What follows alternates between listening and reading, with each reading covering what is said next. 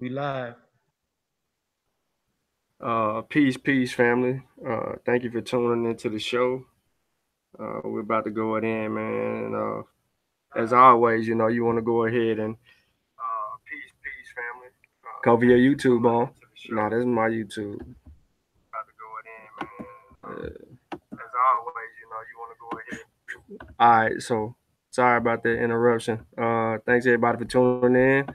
Welcome to the Monster Warrior Clan show. Kofi, my screen up.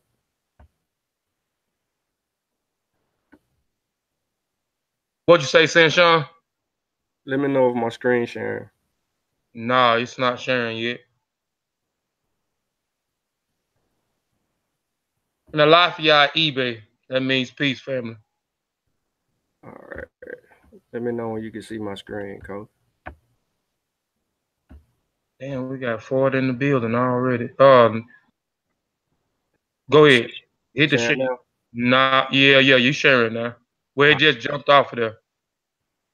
Let me It hold jumped on. off or back on? You back on there. I don't lock your screen on now, so you good. They can see. Okay. So yeah, thank y'all for tuning in, man. We're about to get it in. As always, we appreciate everybody that's tuned in. So we're gonna get right into it because I don't want to hold nobody up. Especially after that long-winded Dagger Squad show that everyone was tuned into today. Um, again, ETM Hotel. That means welcome in peace. Herit Shawn. My name is Sean. I am a member of the Mansa Warrior Clan. I love you out to the family. And we're about to welcome you to the Sahara. So we're going to jump right into it. Mossi style. As always, we like to start with this. It's time to go to war.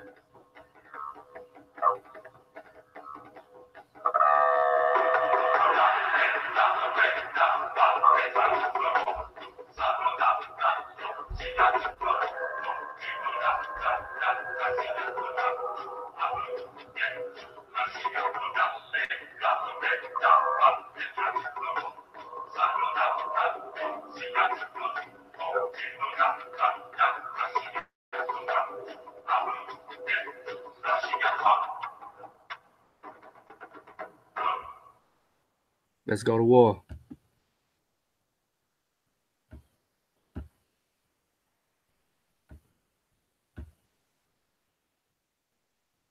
The greatest crime in the desert is to find water and not say anything about it. Our best evidence of the ancient Saharan civilization established as early as 6000 BCE is the fabulous rock art at Tassili and other sites foreign to Algeria's Saharan territory. These rock paintings engraved and depicted elephants, giraffes, and even cattle, prove that the Sahara was once fertile and supported an extraordinary civilization that must have had ties to North African cities such as Carthage and ancient Egypt. Some scholars even speculate on links to other African civilizations to the south on the basis of these detailed paintings. The next few slides are actual the detailed rock art paintings. found at the archaeological site mentioned above. The Sahara Desert is a paradoxical place. When most of us hear its name, which means desert in Arabic, we picture a vast sea of sand where very few people could possibly live and where travel is highly dangerous. On the maps and in common understanding of geography, the Sahara separates two worlds: the Mediterranean world and one of the most dynamic centers of human civilization in tropical or sub Saharan Africa, a region often characterized uncivilized.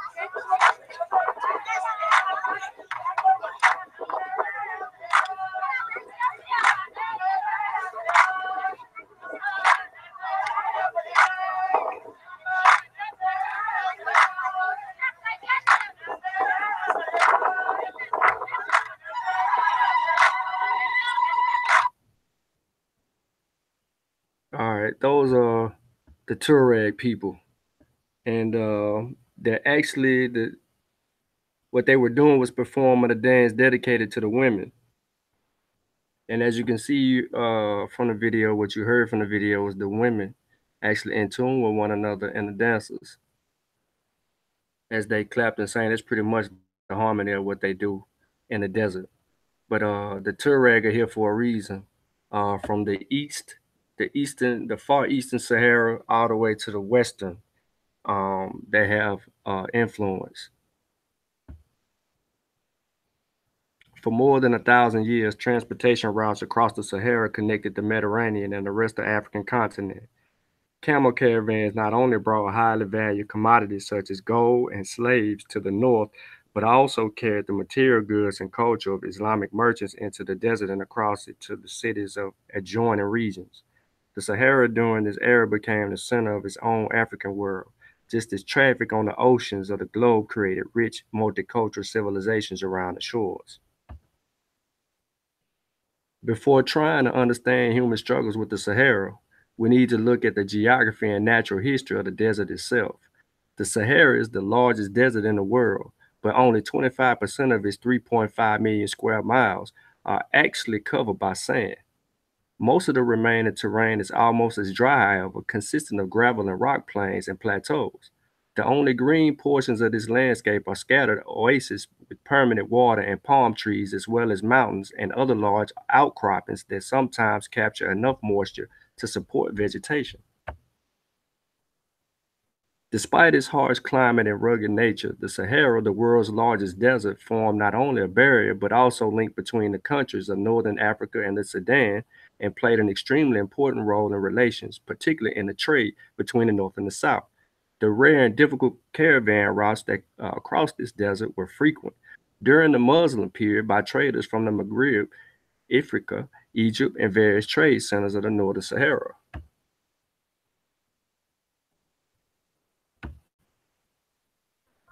Let's take a look at the Sahara.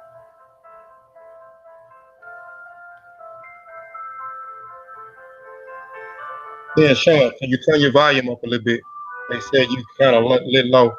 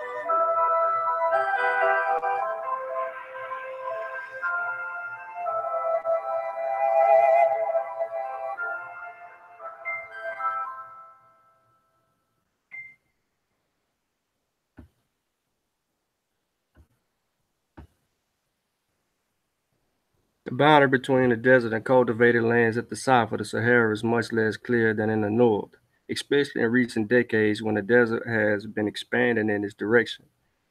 Even within this region, clearly defined as savanna, agriculture is far more precarious undertaking than on the Mediterranean coast of the Nile Valley. Rainfall is less plentiful and reliable here and occurs in short seasons that define the time of the year when farming is possible. Temperatures in this fully tropical zone also remain quite high, a condition that, in combination with concentrated rainfall, tends to leach nutrients from the ground, leaving very thin topsoil. Wheat, olives, and most fruits will not grow here. Until Europeans sailed to the Atlantic coast of West Africa in the 1400s, the lands to the south of the Sahara had no regular contact with the outside world except via the desert. Even within the Sudan, internal transport is difficult. The Niger River, like the Nile, is blocked by rapids. In this case, just as move across the present-day border of Niger into more fertile farmlands of northern Nigeria. Unlike the Nile, the sources of the Niger do not provide enough rainfall to keep even its flat stretches navigable during all seasons. Land transport in the Sudan is also not easy because in more southern zones, pack animals such as oxen and donkeys fall victim to local diseases, particularly sleeping sickness. Here's an image of a Touareg, pretty much, and his camel venturing through the desert. The narrative of how these conditions came into being belongs to prehistory because it occurred in a time for which there are no written accounts or recorded memory. Instead, scholars must rely on evidence from archaeology and geology, which is often difficult to decipher. One major actor in this narrative is the Sahara itself, which grew or shrank very dramatically in the period immediately preceding its entry into written history. Geologists have established that the desert reached its greatest size around 19,000 BCE during the Pleistocene epoch or the Ice Age, when arid landscapes extended far south into the savanna areas of present-day West and Central Africa. From the end of the Ice Age, 9,000 BCE, to about 3,000 BCE, northern Africa experienced a wet phase when greater rainfall shrank the Sahara far below its present size. After 3000 BCE, much drier conditions returned, although significant smaller scale climate and landscape shift continued to take place. By about 300 CE, the desert assumed the general proportion we are familiar with today. These transitions between humidity and aridity played a major role in the human settlement of the Sahara and the surrounding regions. The time of abundant rainfall that preceded 4000 BCE coincides throughout the Mediterranean world with the beginning of the Neolithic or Late Stone Age. During this era, small wandering bands of hunters and gatherers moved into fixed settlements and the populations increased. This new way of life included the addition of clay pottery and stone tools and direct control over food sources. The Sahara was no exception to these changes. Although here, as in most tropical Africa, animal herding and farming occurred only late in the period, mainly as dry climate began to return. Archaeologists have found evidence of stable communities practicing fishing along with hunting and gathering around the lakes that dotted this region during its earlier wet phase.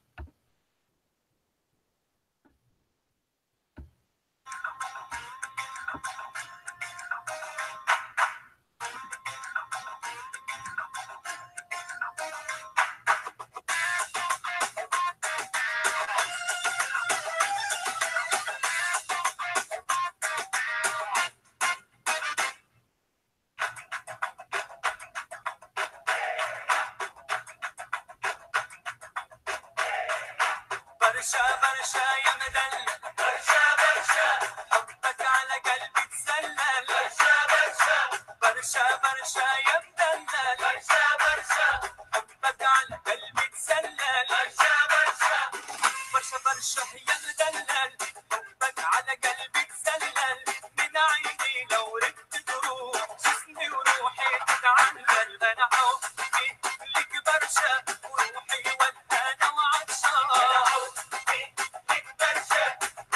والهنا وعطشان وقلبي يسلم لك عرشا وعدل بحكمك يدهم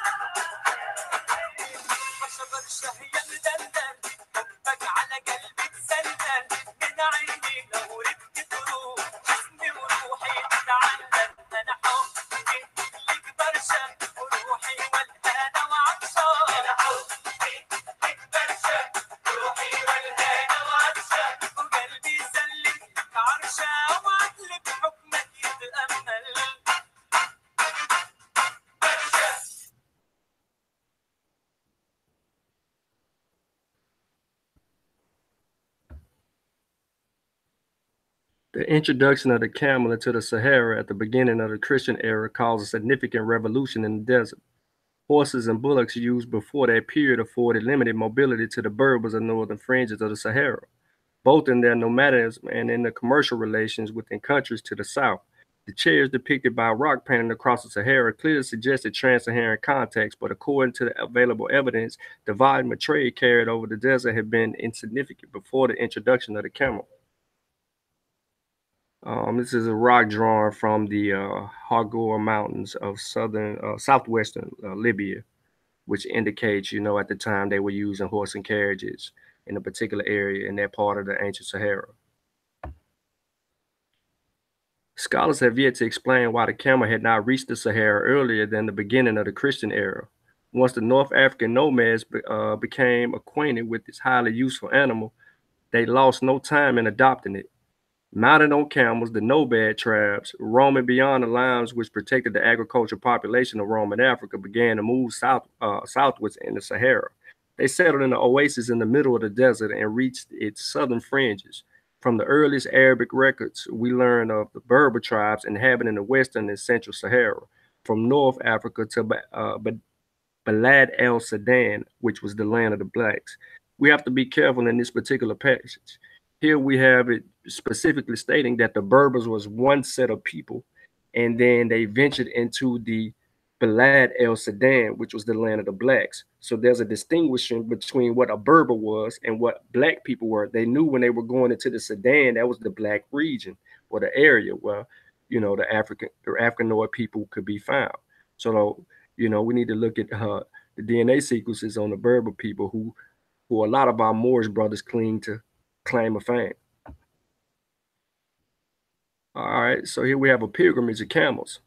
More than likely, you can see on the backs of these camels something very familiar. If you're unfamiliar with what these camels are actually carrying, this is a salt caravan. And it may be maybe 20, it could be up to 20 or more camels on these particular salt caravans, bringing in, a commodity for the trade. And look how easily they carry these big old blocks of salt. With the introduction of the camel on the rise, breeding became essential. Camels revolutionized long-distance trading due to their ability to navigate the difficult terrain in which the Sahara presents. Berbers controlled trade throughout the Sahara early on, and it was in the Sahel where most of the trade would take place. Sources of gold existed in abundance in areas south of the Sahel. As the traffic increased, so too did the possibilities for trade and the demand for gold in North Africa. Gold and salt then became the major commodities elaborating the trans-Saharan trade. Of course, other goods were also present, but never dominated the trade.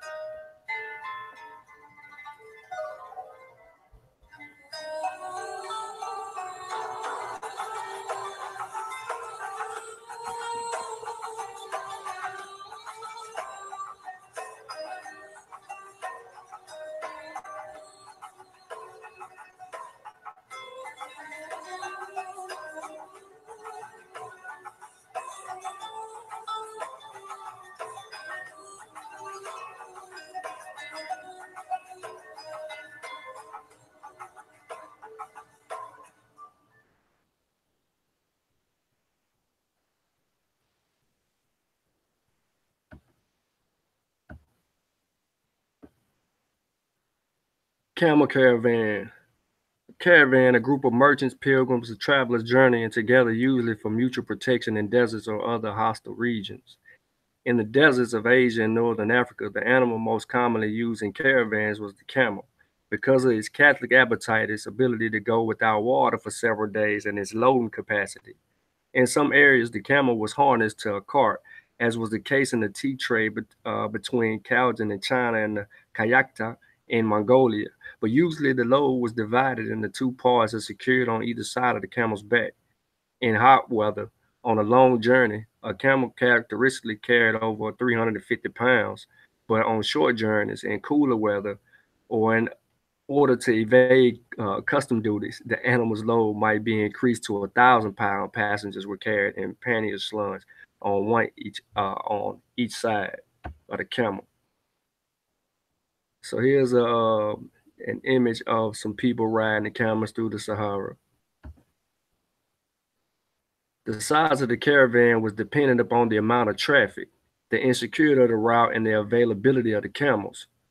The largest recorded caravans were those for special purposes, such as Muslim pilgrim caravans from Cairo and Damascus to Mecca, which might include over 10,000 camels, or trans-Saharan salt caravans from Todini to Timbuktu or Bilma or Air. Even in its decline in 1908, this latter caravan numbered 20,000 camels. People also rented out their camels on these pilgrimages across the Sahara. So there was a business for you know, um, what they want mating these camels or breeding the camels and having them provided for business.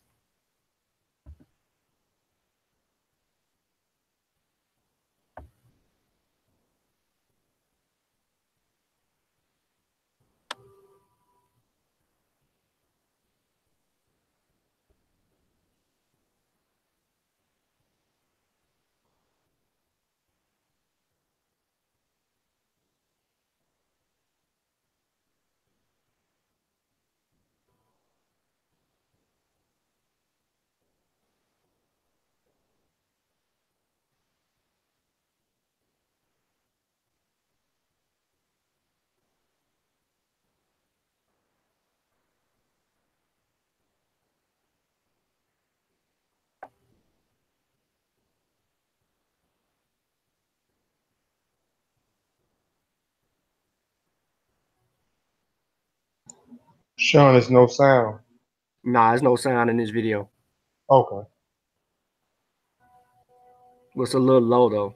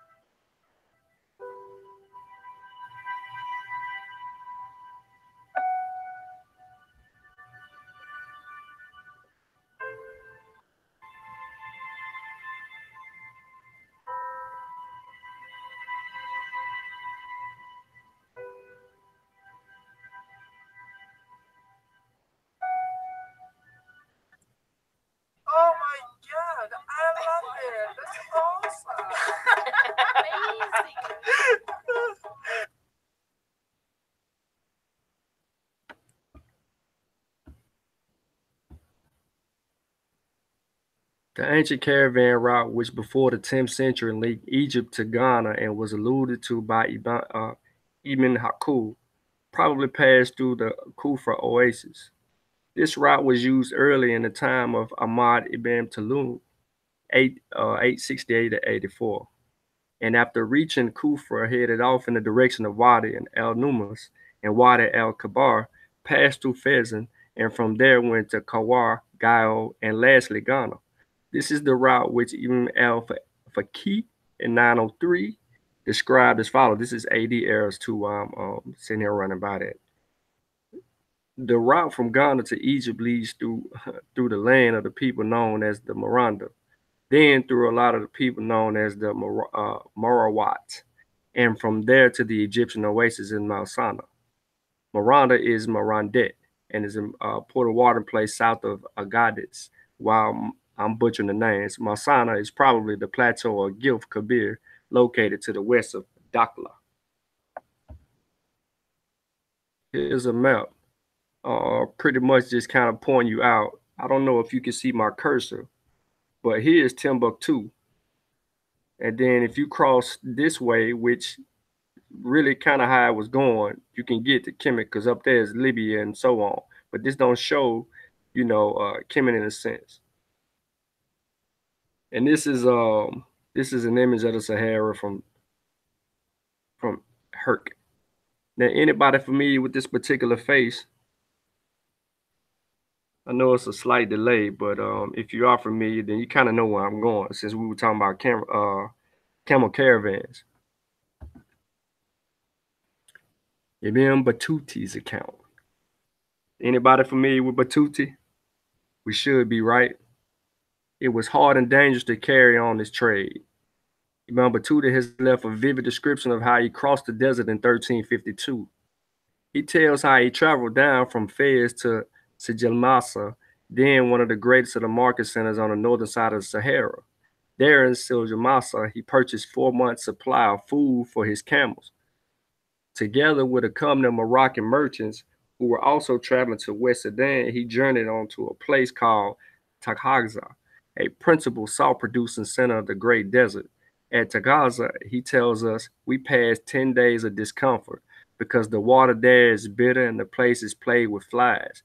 And there at Tagaza, water supplies are laid on by the caravan captains for the crossing of the desert that lies beyond, which is a 10-night journey with no water on the way except on rare occasions. Here's an image of some people crossing the Sahara. On with his account. We indeed had the good fortune to find water in plenty and pools left by the rain, he would continue. One day we found, and it's a misspelling of his name because of the quote. One day we found a pool of fresh water between 2 rocky hills. We quenched our thirst at and washed our clothes. At that time, we used to go ahead of the caravan, and when we found a place suitable for pasturage, we would graze our beasts. We went on doing this until one of our parties was lost in the desert. After that, I neither went ahead nor lagged behind. We passed the caravan on the way, and they told us that some of their party had become separated from them. We found one of them dead under a shrub of the sort of grows in the sand, with his clothes on and a whip in his hand. Many brave men died on those harsh trading journeys. Nameless though they too deserve their place in West African history. The trade continued in spite of all dangers and difficulties. It brought many changes to all people who had a part in it. This was the trade that shaped the growth of great political structures in Western Sudan. Without it, they might never have been formed, nor could they otherwise have prospered and grown strong. Foremost among these early states and empires was Ghana. Like most travelers, Imam Battuti was a bit of a liar, and he certainly never visited some of the places he said he had, China for instance. But no one has ever doubted his account on Mali. It's too detailed, and for this his mixture of Muslim and animist customs at the court of kings is entirely convincing. Remember, they call traditional African religions animist. So are his high, rather priggish reactions with range of admiration for high standards of security and justice to scorn for local ceremony, especially in the matter of gifts or traveling scholars, and outrage about the way of the young girls dressed, or to be more accurate, didn't.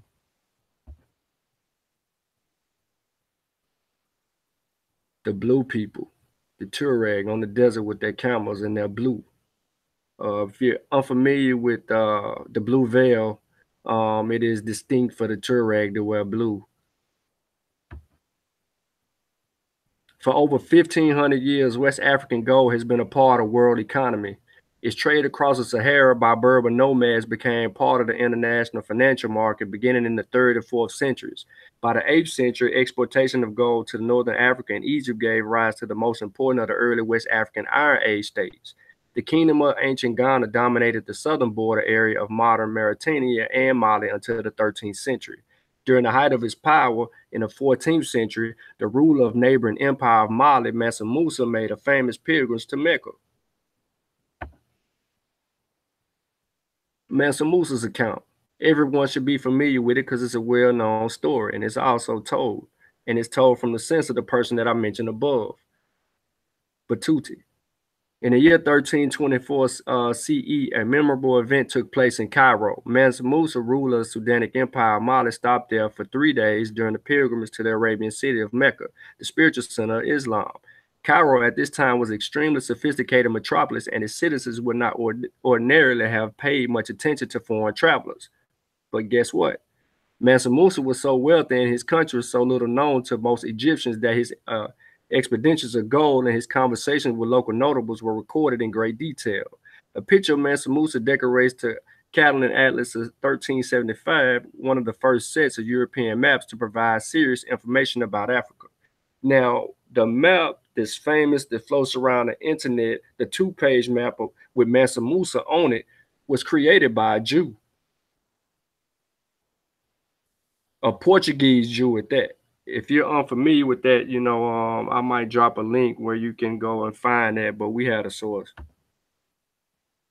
The story of Mansa Musa tells a good deal about the role of Sahara in world history. First, it shows that by the 14th century, the Great Desert could be safely crossed, even by a mighty king carrying precious goods and accompanied by a large body of followers. Second, it indicates that the lands to the south of the Sahara were now organized into large states and that at least some of the inhabitants had become pious Muslims. Finally, it tells us something about the economic basis for more regular trans-Saharan travel, as Sudanic gold was of great value for both the Islamic world and Christian Europe during the late Middle Ages. Mansa Musa's pilgrimage took place midway through the great age of the camel caravan traffic across the Sahara, which lasted for a little more than a millennium. It began somewhere near the end of the 8th century CE and ended in the early 20th century, when European-built railroad connected Sudanic Africa to the Atlantic Ocean. Until the late 1400s, with Europeans still without merchandise transport, first arrived on the coast of West Africa. The West Sahara was one of the major trade routes in world economy. From 1500 to 1900, the global world diminished considerably, but the amount of variety of commerce across the desert actually increased, as did its importance for political, social, and cultural developments in Africa. For more information on Mansa Musa, I would like to guide you to our brethren, Classic Shabazz. Below is his email, but also the title of his presentation on Mansa Musa, the man and the myth and the legend, which is also on our Mossi Warrior Clan channel. So please feel free to like, subscribe, and share our content, and leave your comments because they're duly noted and needed and requested. But here's an image of the actual map. Excuse me again. Sahil is the Arabic word for a shore, which is well understood of the desert compared to a sea of sand, and a camel to the ship. Hence, the towns which developed in the Sahel, Takwar, Ghana, Gayo, may be regarded as ports. These towns became both commercial enterprise and political centers.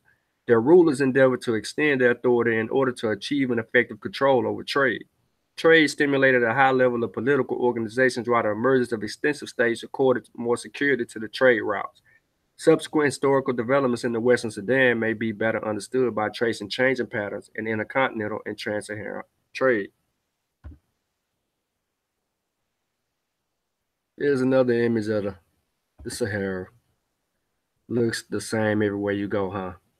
Like all trading systems, commerce across the Sahara involved goods moving in two directions, from the Mediterranean to the Sudan and from the Sudan back to the north. However, its exports out of sub-Saharan Africa, especially gold rather than goods, coming in to explain the role of Sahara in global history.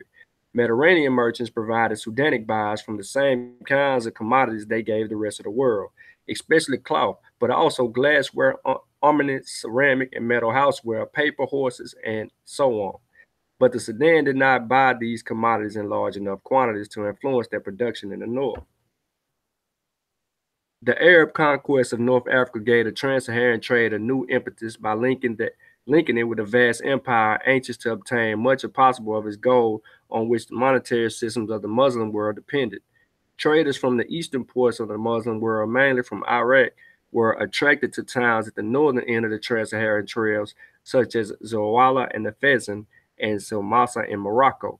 The spread of the island among the North African Berbers was rather slow, but among the earliest converts were the urban population enterprising traders. Hence, during the 8th and 9th centuries, most of the traders engaged in the trans-Saharan trade were Muslims. These Muslim traders brought Islam to the Saharan nomads and sowed its first seeds in the Sudan. During the 11th centuries of flourishing trans-Saharan trade, a great number of empire states and dynasties rose and fell in both the Maghreb and western and central Sudan.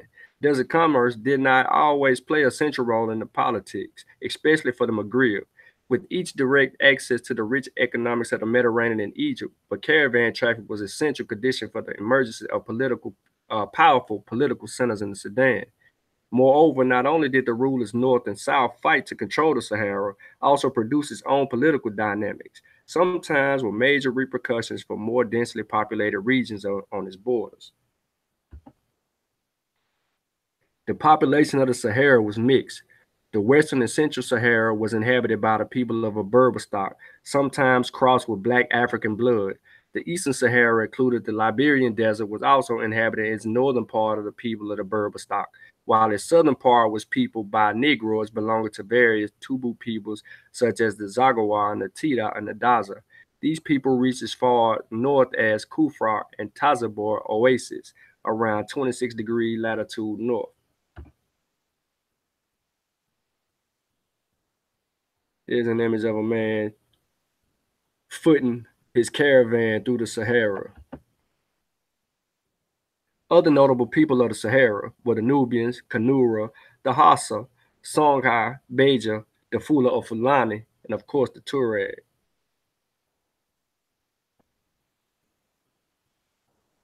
You think they black, African, sub-Saharan?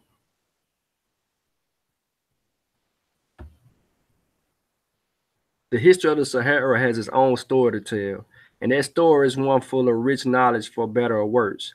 Through the good times and the bad times, the Sahara only acted in a way it knew best. It is responsible for the rise of many great African empires, and it also endured the migration of many non-African immigrants who took to the Sahara for whatever business during that time period. The people of the Sahara have lived a full life understanding the importance of its existence in its time, and many stories have come out of the nomadic people as they are referred to. The Sahara, the epic center of trade, the gateway of foreign influence, and the manuscripts for some of the most magnificent moments to have ever happened, deserves its just due.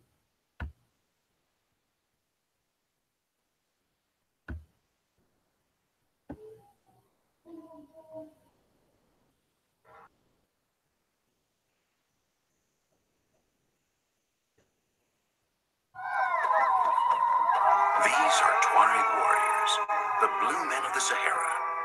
Their nomadic lifestyle led to their name, which translates as abandoned by God.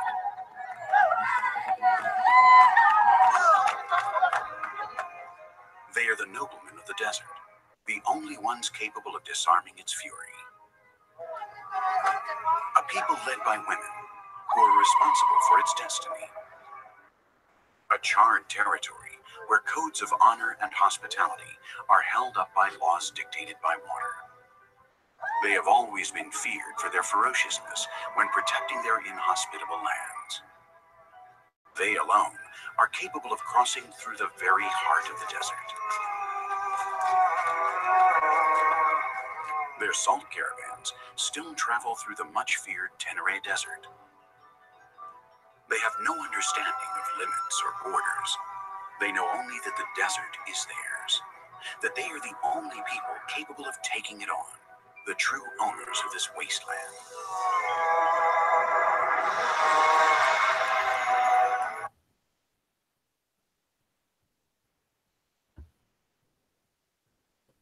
All right, my bad. I didn't want to restart that. Here are my sources. 6 books, and then a link just to kind of define Caravan. You can pause the video, you can write down the sources, and then you can critique the work. Here are my picture references. Every image that I used in here is the link for those. This would actually conclude my presentation, but before we let you go,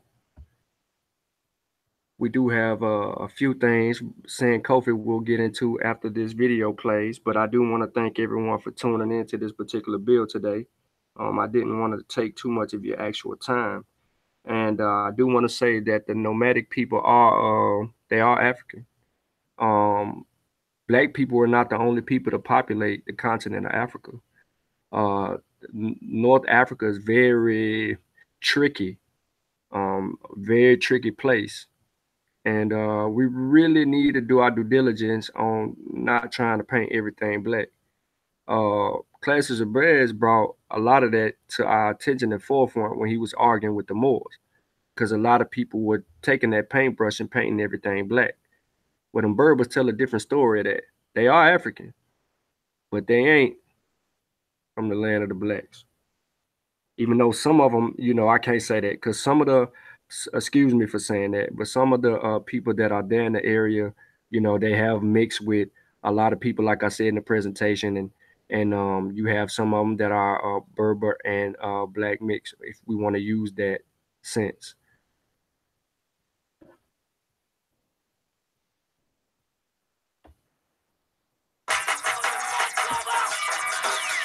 We call for the unity and the redemption of the African world. Salute them honorable Marcus We were not ready to listen then. They might not have been ready then. There's wonder whether we are ready Ain't no doubt about it. to listen We ready, baby. now. Let's go. Yeah. Flag fly high, flag fly high, flag fly high. Black fists in the sky, wave it side to side. It's the flag fly high. Come on.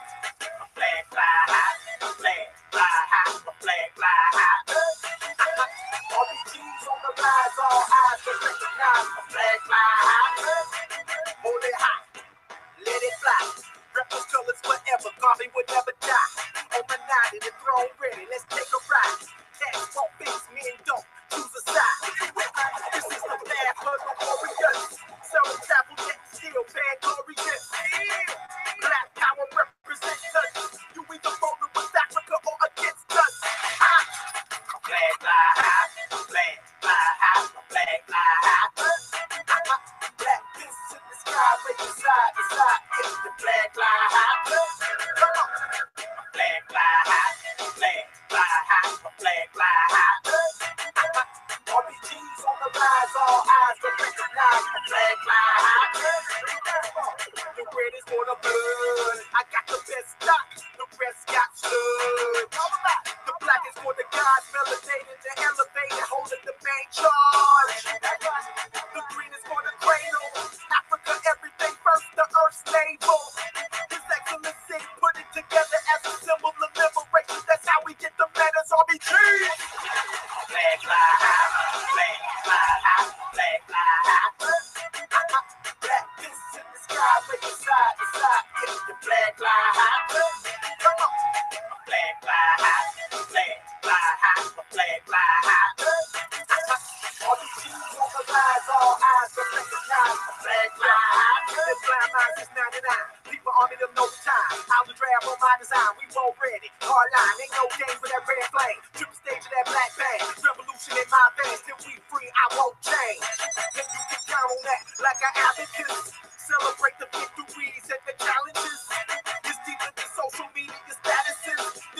style for the nation building practices. Yeah, flag fly high, flag fly high, flag fly high. Black kiss in the sky, with the side to side, if the flag fly high. Come on, flag fly high, flag fly high, flag fly high. RPGs on the flag, all eyes go back to down, the flag fly high. I see that red, red, red, black, black, black, green, green, green. RPG, I'm about that red, red, red, black, black, black, green, green, green. That RPG, I'm about that red, red, red, that black, black, black, that green, green, green. RPG, I'm about that red, red, red, black, black, black, green, green, green. That RPG, baby. RPG, baby. Come on. Fly high, a flag, fly high, a flag, fly high.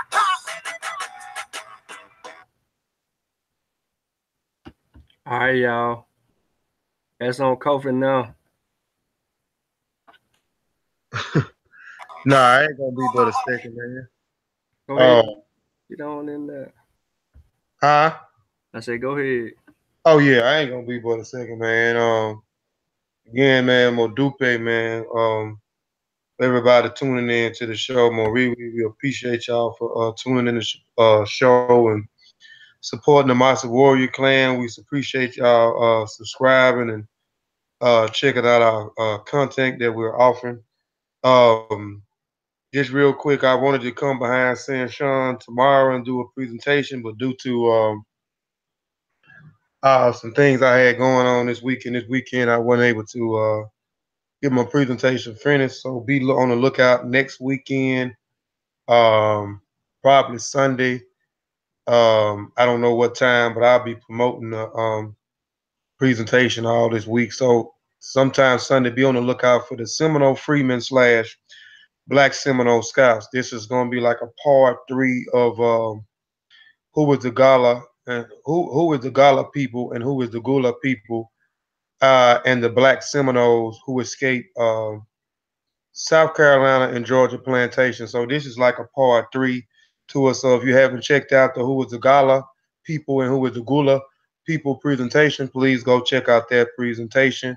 If you hadn't checked out the Black Seminoles who escaped South Carolina and North Carolina and Georgia rice plantation, please go check out that video. It's on the Mossi Warrior Clan channel, this channel here, to get you up to speed so you can understand who was the Seminole Freemen slash Black Seminole Scouts who I touched on briefly on the last presentation. Also be on the lookout. I'll be doing 2 next week. Be on the lookout for the Mbongala people. I'll be doing a short presentation on the Mbongala people, which is a part 4 of my series of the Congo. So if you hadn't looked at the Portuguese in the Congo presentation, go check that out. If you hadn't looked at the Warrior King of Ndongo, please go check that out. And if you hadn't looked at the Kingdom of the Congo presentation, go check those 3 videos out so you can be familiar of who is the Mbongala people. So again, appreciate y'all for tuning in to the channel. Appreciate the support. We're going to continue to beat y'all in the head with these presentations. Please subscribe. Please hit the notification bell so when we go live, you'll know.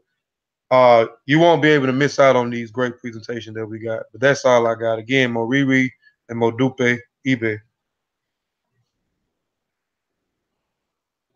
Shawn, that's all I had to say, bro. All right, man. Black African Power to everybody tuning into the Mossi. Please subscribe to the channel.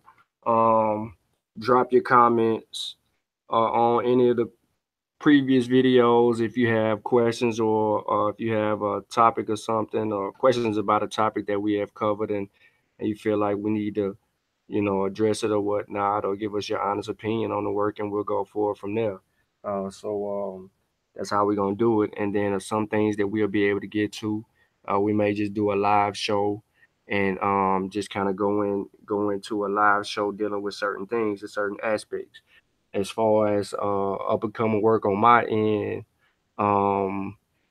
Right now I'm clearing my brain. I got about 4 or 5 books that I am about to partake into within the next few weeks. But um, you may see me come out of something artistic from the Yoruba, dealing with the Yoruba people, or you might see me just wait and then come out like I did with the Windows to West Africa and do a part two to that, and get and deal with the culture of the people and walk through West Africa dealing with the culture. Um, you never know, man. We just working and we're gonna continue to keep building. And we appreciate the love and the support that we have gotten from a multitude of people.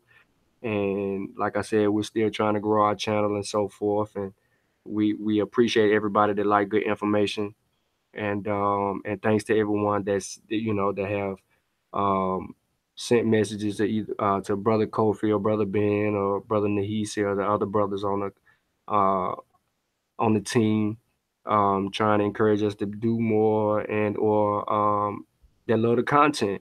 I don't know what other people are doing on their actual channel as far as the content, but we want to keep providing you pieces to the puzzle of who you are and your direct descent. The majority of us, your direct descent. So hopefully we can provide that uh, with those who are interested in knowing who they are and where the majority of our ancestors come from and that struggle. And as we build that bridge back to West Africa and other parts of the continent that we call Africa, the motherland, our home, whether it be far east, south, central, some north, and of course West Africa. So again, that's it, man. That's all I got. Thank y'all for tuning in. You know, if you enjoyed the information, please share the show, like the show, subscribe, click the bell, and on that note, man, Kofi, I'm good. But we out here, family. A biddy for Houdier, Black African Power. And oh yeah, we appreciate those. We appreciate that thumb down to we ain't mad at you neither. But we out of here. Appreciate it. Modupe.